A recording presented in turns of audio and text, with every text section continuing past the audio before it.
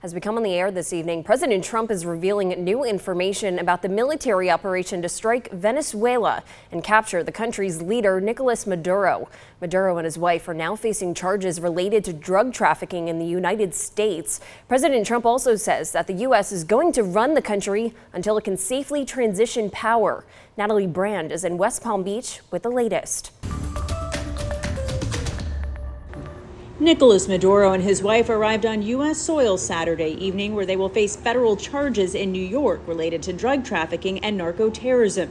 President Trump shared this picture after Maduro was captured by an elite military team overnight in what the administration is calling Operation Absolute Resolve.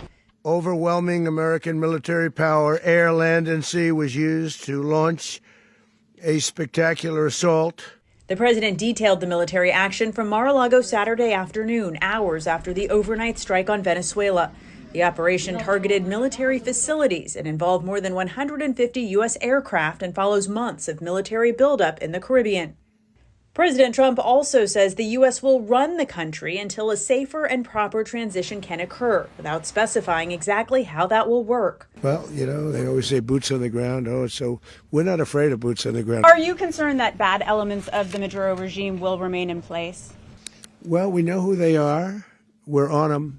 And they're acting much differently now than they would have acted 2 days ago.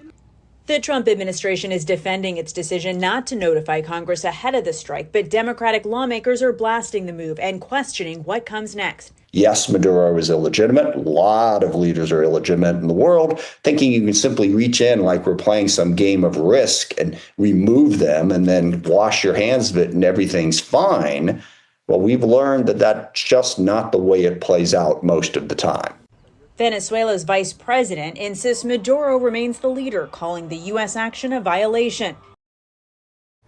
And President Trump wouldn't give an exact time frame for how long the U.S. would run Venezuela. He also said the U.S. will rebuild oil infrastructure in the country. Right now, Georgia leaders are speaking out after President Trump announced U.S. forces carried out the large-scale strike to capture Maduro.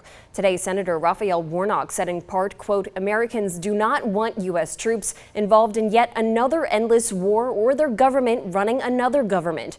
Yet that is what Donald Trump, who as a candidate promised to get us out of foreign wars, has announced. He goes on to say, we have seen that awful movie before. Georgia Representative Buddy Carter posted on X, quote, Nicolás Maduro, an illegitimate leader, and his wife will now face American justice for narco-terrorism, sending drugs into our country and killing our children. This indictment is just the beginning.